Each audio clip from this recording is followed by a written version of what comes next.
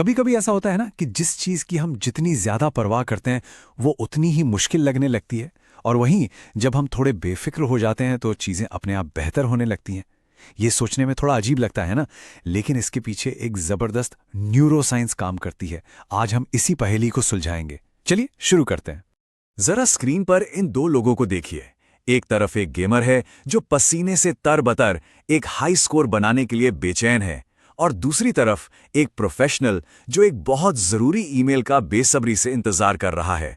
इनकी दुनिया बिल्कुल अलग है, लेकिन इस एक पल में इनके शरीर के अंदर एक ही तरह की बायोलॉजिकल इमरजेंसी चल रही है। लेकिन सवाल तो ये है कि इनका शरीर इतना घबरा क्यों रहा है। आखिरकार ये कोई जानलेवा सिचुएशन तो है नहीं। तो फिर हमारा दिमाग किसी मनोवैज्ञानिक दाव को जीवन और मृत्यु के खतरे की तरह क्यों लेता है? इसका जवाब छिपा है दी आउटकम ट्रैप में। मतलब हम नतीजों के जाल में फंस जाते हैं। ये तब होता है जब हमारा पूरा ध्यान काम करने से ज्यादा उसके अंजाम पर, उसके परिणाम पर अटक जाता है। और यहीं से सारी मुश्किल शुरू होती है। असल में हमारा दिमाग एक बहुत पुराने सर्वाइवल सॉफ्टवेयर पर चल रहा है। सोचिए, हजारों साल पहले नतीजे से जुड़ाव बहुत जरूरी था। अगर शिकार हाथ नहीं लगा तो मतलब भूखे मर गए। आज हमारा दिमाग एक असली शारीरिक खतरे और एक मनोवैज्ञानिक खतरे, जैसे कि किसी एग्जाम में फेल होना, इन दोनों के बीच ज्यादा फर्क नहीं कर पाता। दोनों ही मामलों में ये सीरियस सर्वाइवल मोड में चला जाता है। तो इस पुराने हार्डवेयर को ओवरराइड करने का तरीका क्या है? इसका जवाब एक बहुत ही प्राचीन दर्शन में छिपा है, जो आज के जमाने में एक पावरफुल ब्रेन हैक की तरह काम करता है। इसे कहते हैं अनासक्त कर्म या कर्म योग। मतलब बहुत सीधा है, किसी भी काम को पूरी शिद्दत और फोकस के साथ करना, लेकिन उसके नतीजे से खुद को पूरी तरह अलग रखना। एक सर्जन की तरह सोचिए जो अपना पूरा ध्यान ऑपरेशन की प्रक्रिया पर लगाता है, ना कि इस चिंता में डूबा रहता है कि वो सफल होगा या नहीं। फोकस काम पर है, फल पर नहीं। और हाँ, ये समझना बहुत जरूरी है कि ये लापरवाही या उदासीनता बिल्कुल नहीं है। ये असल में अपने परफॉर्मेंस को पीक पर ले जाने के लिए एक बायोलॉजिकल हैक है। ये हार या जीत के डर से आजाद होकर अपना बेस्ट देने का एक तरीका है। अब सबसे दिलचस्प बात यह है कि ये दिमागी बदलाव हमारे शरीर में तनाव की प्रतिक्रिया को असल में कैसे बदलता है। चलिए देखते हैं कि ये हमारे स्ट्रेस रेस्पॉन्स की वायरिंग को कैसे बदलता है। हमारे शरीर में एक सेंट्रल स्ट्रेस रिस्पॉन्स सिस्टम होता है, जिसे HPA एक्सिस कहते हैं। आप इसे हमारे दिमाग का अलार्म सिस्टम समझ सकते हैं। जब भी इसे कोई खतरा महसूस होता है तो ये तनाव पैदा करने वाले हार्मोन कॉर्टिसोल के रिलीज को कंट्रोल करता है। तो होता यह है कि जब हम किसी नतीजे से बहुत ज्यादा जुड़ जाते हैं और हमें लगता है कि वो खतरे में है, तो एक स्ट्रेस कैस्केड शुरू हो जाता है। सबसे पहले दिमाग का अलार्म सेंटर एमिगडाला एक्टिव हो जाता है। फिर वो HPA एक्सिस को चालू कर देता है और देखते ही देखते शरीर में कॉर्टिसोल भर जाता है, जिससे हम लड़ो या भागो वाली हालत में आ जाते हैं। लेकिन अब देखिए डिटैच्ड एक्शन से क्या होता है। जब ध्यान नतीजे से हटकर सिर्फ काम करने की प्रक्रिया पर होता है तो दिमाग का CEO यानी प्रीफ्रंटल कॉर्टेक्स एक्टिव हो जाता है।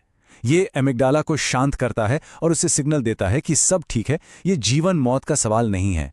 इससे HPA एक्सिस रुक जाता है और स्ट्रेस रिस्पॉन्स वहीं का वहीं थम जाता है। तो ये जो दिमागी रिवायरिंग हमने देखी, ये सिर्फ कोई थ्योरी नहीं है। मॉडर्न न्यूरोसाइंस अब इन बातों को ठोस सबूतों के साथ साबित कर रहा है। चलिए इस अनासक्ति के पीछे के विज्ञान पर एक नजर डालते हैं। कई वैज्ञानिक अध्ययनों ने इस आइडिया को परखा है। हम 3 मुख्य उदाहरण देखेंगे। एक फ्रेमवर्क जो दिमाग की कनेक्टिविटी को देखता है, एक स्केल जो अनासक्ति को मापता है, और एक हालिया स्टडी जो गीता के ज्ञान की पड़ताल करती है। ये सभी इस प्राचीन ज्ञान को आज के विज्ञान से जोड़ते हैं।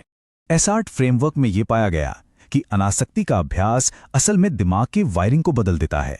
ये खास तौर पर डिफॉल्ट मोड नेटवर्क को शांत करता है।